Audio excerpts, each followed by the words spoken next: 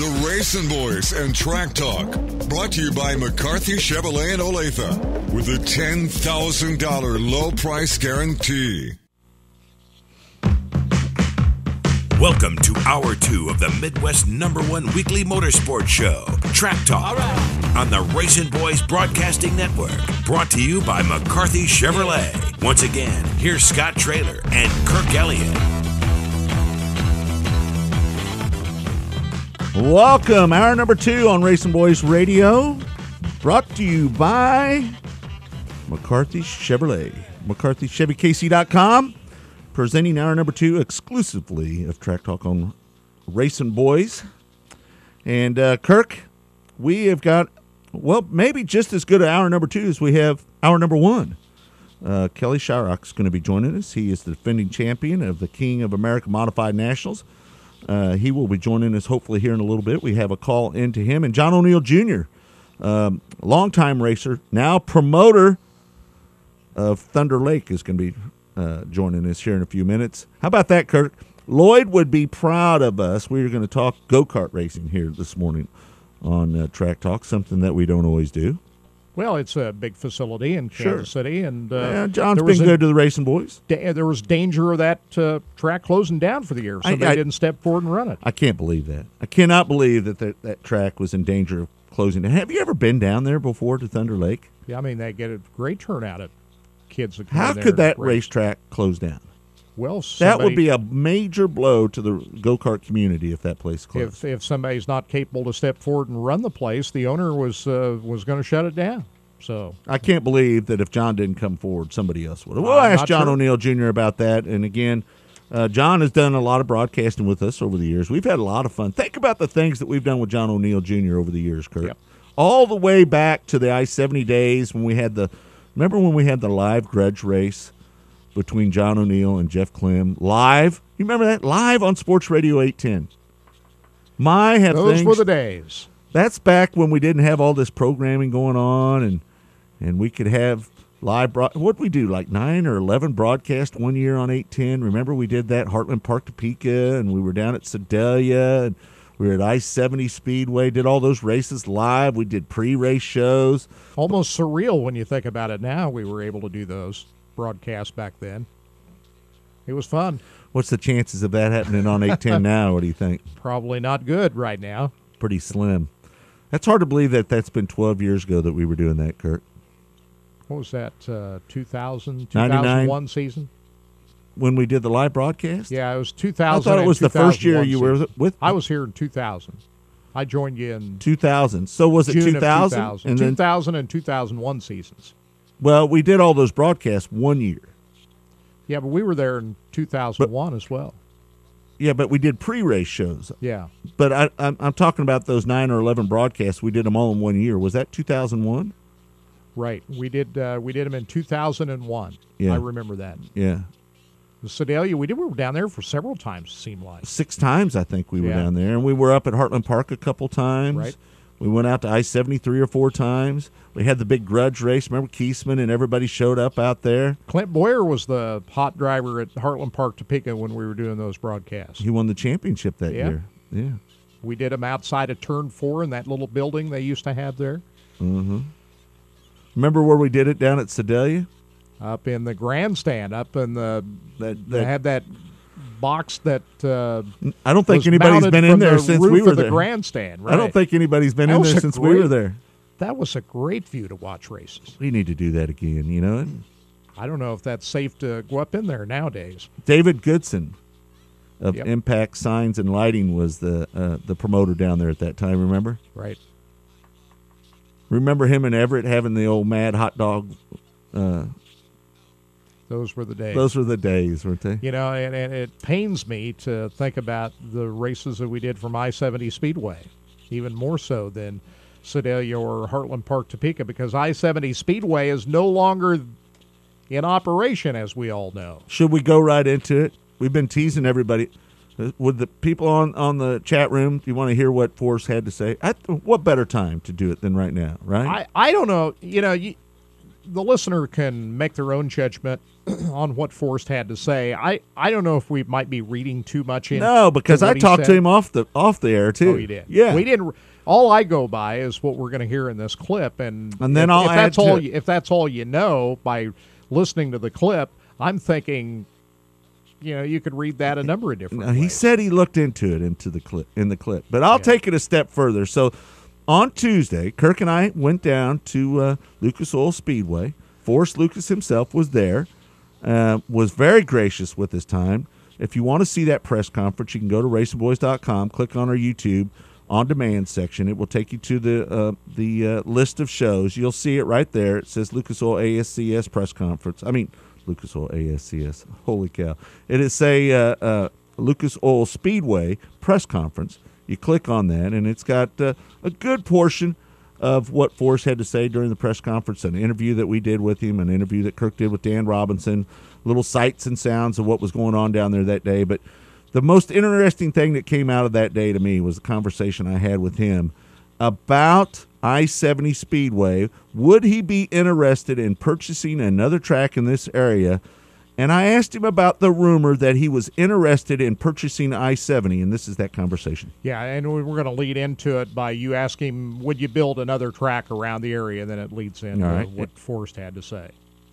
You've owned more than one racetrack, and are you in the business of buying any more racetracks? It's a tough economy right now. It's hard to get into this industry as a promoter or a track owner.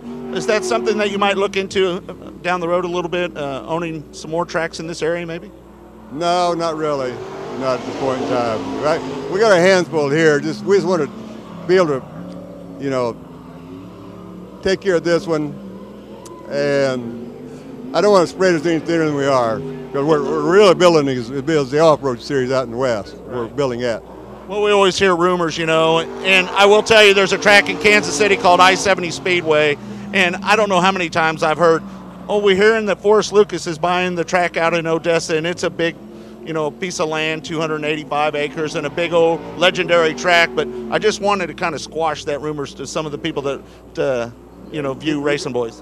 You can squash it. I've had a lot of opportunities to buy it, but that's a whole nother big venture that I dare say we could probably make work, but I've only got so much time, and I've needed a whole lot. Spread out already a little thin, right? Spread out, pretty thin, yeah.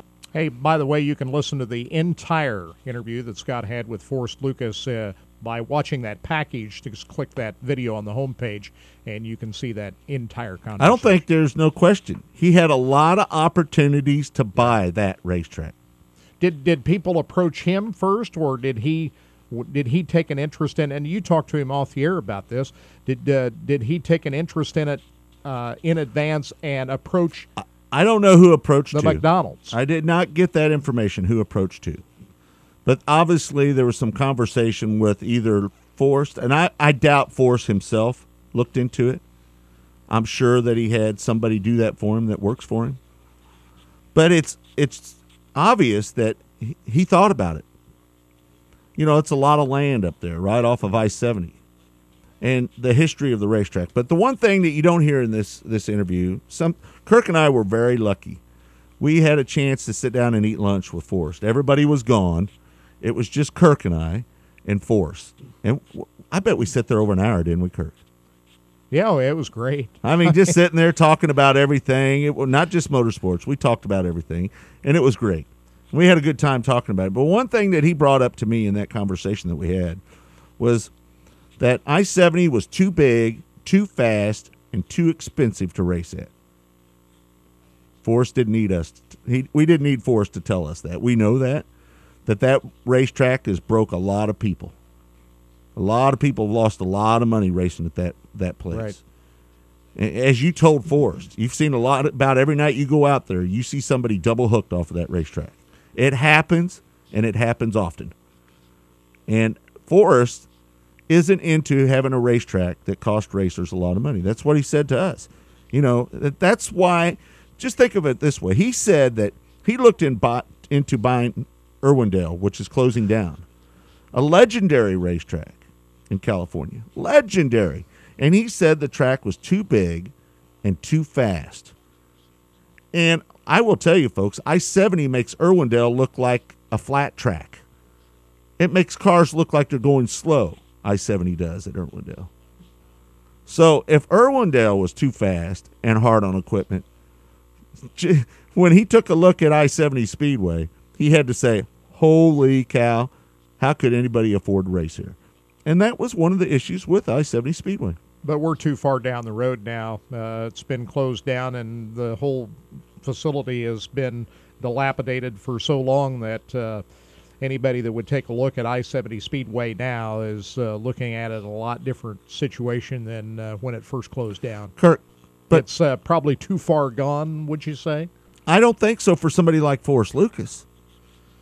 If Forrest Lucas was to take... you'd have to almost level the entire site and start over at this point. I'm not sure you'd have to go that far, Kurt. I hear people say that, but I'm not sure that that's the case. I think if you take $4 or $5 million, you could fix the current facility up. Now, I think a lot of people would say cut the walls, cut the banking down. You need a wall around the track. I don't think so. I think cut the banking down, eliminate the walls, make it a 3/8, not a half mile, and I think it could be done.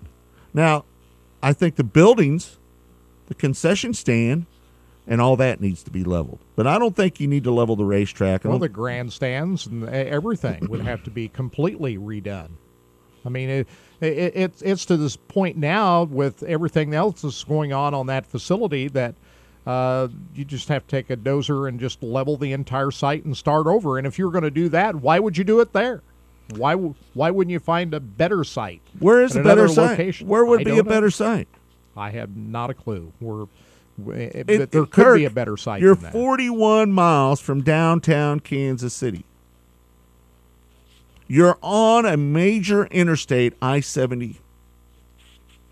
I don't know where would be a better place. I guess if you wanted to build it out by Kansas Speedway, it would be better. You have all kinds of issues with the infrastructure of the facility, and there's environmental concerns there. Kirk, all that you can fix all of that. There's why would you want to build? First of all, you got issues. Kirk, you got issues with the county. Kirk, why would you want to just when you could build a brand new track? I get all that, but why would you want to let a track with a history and the legendary status of I-70? Why would anybody want to just let that rot and build a new pavement track?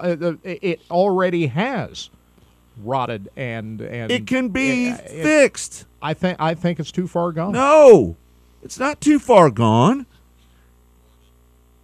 Sure, you're going to have to spend a lot of money, but it's got a dirt track, it's got a pavement track, it's got all the parking in the world, it's got enough room for 10,000 seats. It's a tragedy that we've lost I-70 Speedway. Now, who has more the money? so than any racetrack ever around here? I'll say that more than Riverside, more than the old Lakeside, more than any track around here. It is a tragedy that I-70 is closed. Tragedy. And who has the resources that would want to come in there and think they could turn that into a profit someday? Kirk, we need... Or even get his money back out of it. Let me ask you this. Hold on. Let me ask you this. How soon do you think Forrest Lucas is going to get his $9 million or $10 million he spent at Lucas Oil Speedway? Well, I think one day, when he built the track, he hoped that he would do that. Let me ask you this. If you took $9 million and you invested it in I-70 Speedway and you made a facility that looks like Lucas Oil Speedway. But how many Forrest Lucases are there out there in the world? I understand that. But if you were to take everything that Lucas Oil Speedway has and transplant it at I-70 Speedway and have a pavement track there, do you think people would show up? Sure they would. But that's not going to happen. He has no plans to do that. Bob, ever. Bob, I'll have to disagree with you a little bit about losing the historical half mile at Sedalia. They still race there, bud. I understand what you're saying. They haven't tore the track out. They haven't yet. tore the track down, and they still racing there once in a while. I-70 is gone. You can't even hardly see the gravel road leading up to the racetrack. It's covered with weeds, trees growing up through the racetrack. Those were pictures that we saw a couple of years ago. What's it like now? I will tell you that I've heard that some of the light poles have snapped and fallen onto the concession buildings. Yeah. It's not good. It's a sad sight, to be honest with you, that it just was allowed to deteriorate into that kind of a condition. Just pisses me off. I'll be honest with you. I've been thinking about this all week since Forrest said that he's not interested in the racetrack. And I'm telling you, it's got me in a foul mood. I am just sick that my favorite racetrack in my lifetime, the track that I was there on opening day in 1969, is sitting out there rotting away because we have some owner that won't sell it for what it's worth and not try to sell it for an inflated price. I don't think they're interested in selling it, or they would have already. Makes me sick. Absolutely sick. It's a sad deal to see one of the great racetracks, and not just here in Kansas City, but the entire country, one of the great short tracks of the entire country, go to waste the way it has. I can't wait to talk to John O'Neill here in a little bit. A guy who won a lot of races out there. Won a championship out there. I can't think what year that was. 2000, maybe 2001. I can't remember. I'm going to tell you, you know what? I know dirt racing is more popular, and it always will be more popular than pavement racing. Always. But I-70 Speedway was special. It was a special place that not a lot of areas of the country had the type of weekly racing on a high bank asphalt half-mile racetrack the way it went on at I-70 Speedway. I remember when I would roll in there with my race car on Saturday nights, you felt like you were big league racing. You know, I won, I don't know how many races out at Lakeside on pavement. My share. And I will tell you, every time I talked to somebody about me being a pavement racer, what was the first thing they would say? The first thing they would say, how many of you won at I-70 Speedway? How many have you won at I-70 Speedway? It didn't matter. Wouldn't have mattered if I won 100 features at Lakeside Speedway. It didn't matter unless you won at I-70. It had that kind of mystique to it. I mean, you think of the great drivers that raced there over the years. I mean, it is unbelievable the amount of drivers that have cut their teeth at I-70 Speedway and moved on. Clint Boyer wins the championship his first year. Wins his first feature he ever runs in a late model out there. Benny Parsons, Dick Trickle, Darrell Waltrip, Terry Bivens. The list goes on. And then you think about all the ASA races that we had out there, all the great races, all the Craftsman truck races that we had out there. I don't know. It's sickening. It just makes me ill. And I wanted to beg Forrest Lucas to buy the racetrack the other day. I just wanted to get down and beg him, please, Forrest, buy the racetrack. You're our only hope, bud. You're the only chance we have of bringing the girl back to life. Because somebody's going to have to give stupid money for it because they're asking stupid money for it. They're putting their own self-greed in the way of bringing back a track. Sell it to somebody that wants to do something with it. Please, please sell it to somebody. All right, I'll get off that.